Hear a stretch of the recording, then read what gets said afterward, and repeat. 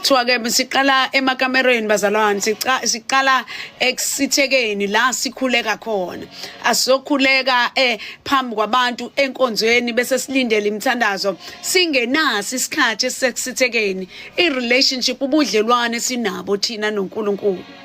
Ubudlelwano nabo buya kuphusha ukuthi uyothandaza, kodwa akusizwe inkinga eziphusha wena ukubuya emthandazweni, kodwa uthando nokukholwa kuloko yokubizileyo okukwenza ukuthi uthandaze. Thandazani ningayeki bazalwane, thandazani ningayeki. Bese kunikeza wona namhlanje ukukholwa, ukuthandaza, ubudlelwane noNkulunkulu.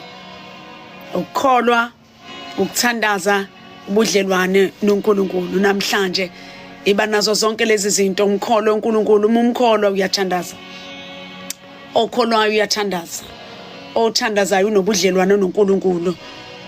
Onobudlelwane noNkulunkulu imithandazo yakhe iyaphendulwa ngoba unendawo anayo esekusithekeni yena noNkulunkulu wakhe.